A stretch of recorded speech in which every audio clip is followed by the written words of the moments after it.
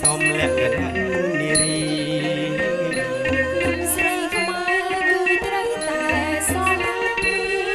តាមប្រពៃណីខ្មែរយើងតាំងពីបុរាណកុំព្រួយវ័យបងក៏ខ្មែរនគរយ៉ាតបើបងស្នេហ៍ក៏ស្នេហ៍មិនអោយខកខានមិនដូចឆ្នោយើងពីប្រាស្នេហ៍យើងបានសិក្សារាមរីមែ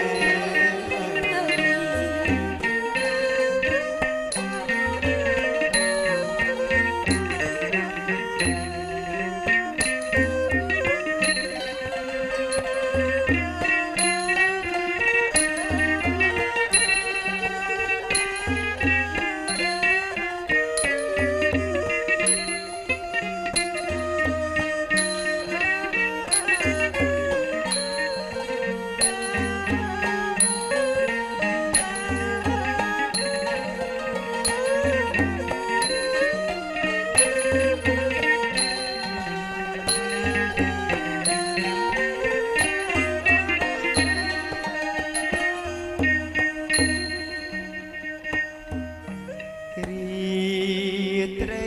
ត្រជាក់សនសាមធ្លាក់ត្រជាក់ចិត្តកូនឡងចិនអើយរះឆ្ងាយនៅឆ្ងាយនៅកាយនួនអស្នេហ៍ស្នងថាមករំថ្លៃយុគនេះបាត់ដំនឹងស្លូតនៅចាំស្រីថ្លៃចាំជួបអូនសាសងសំដីគួរអីអូនភ្លេចសន្យាចាំជួបអូនសាសងសំដីគួរអីអូនភ្លេចសន្យាจันชีสังสรรดวงจันทร์ไกลแห่งใดนั้นสนายหาบ่งสมองโอนเป็นอัดเพลงเกสรนิยา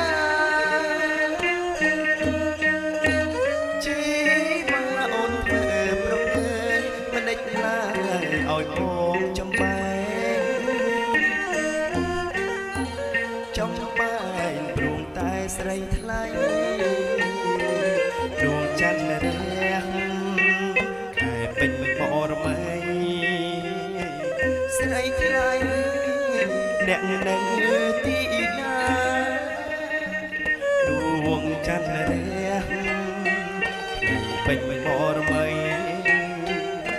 ស្រីថ្លៃអ្នកនៅទី